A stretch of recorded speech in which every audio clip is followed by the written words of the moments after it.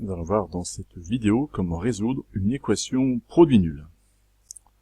Nous allons partir d'une propriété qui est assez évidente, qui nous dit que si un produit est nul, alors au moins un de ses facteurs est nul. C'est-à-dire que lorsqu'on va multiplier deux nombres, si le résultat est égal à 0, alors forcément un des deux nombres initiaux, avec lesquels j'ai réalisé ma multiplication, est nul. Cette propriété est très intuitive, elle va nous permettre de résoudre des problèmes qui seraient normalement du second degré et de niveau lycée.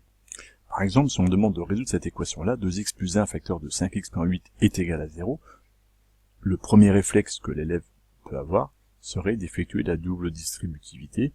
À force de vous avoir rabâché ces stratégies-là, c'est un réflexe assez naturel, ce qui n'est pas faux mathématiquement, et on arriverait, au final, en développant tout, à une expression du second degré avec du 10x carré, et puis d'autres facteurs après, qui ferait que ça nous donnerait une équation qu'on ne saurait pas résoudre sans avoir un outil mathématique qui est vu en première. Donc il n'est pas faux de développer, mais cela nous amène à une impasse, à une difficulté qui est tout à fait hors niveau collège. L'idée va être de revenir à cette propriété qui est ici. Si un produit est nul, et c'est bien ce que nous avons ici, nous reconnaissons le schéma de la propriété tel qu'il nous est donné, j'ai bien deux facteurs qui se multiplient entre eux, un nombre fois un autre, qui est égal à 0, j'ai bien un produit qui est nul. Donc on va réciter de la propriété, on sait que c'est un produit nul, alors au moins de ces facteurs est nul, et là mes deux facteurs sont 2x plus 1 et 5x moins 8, nécessairement un des deux est nul.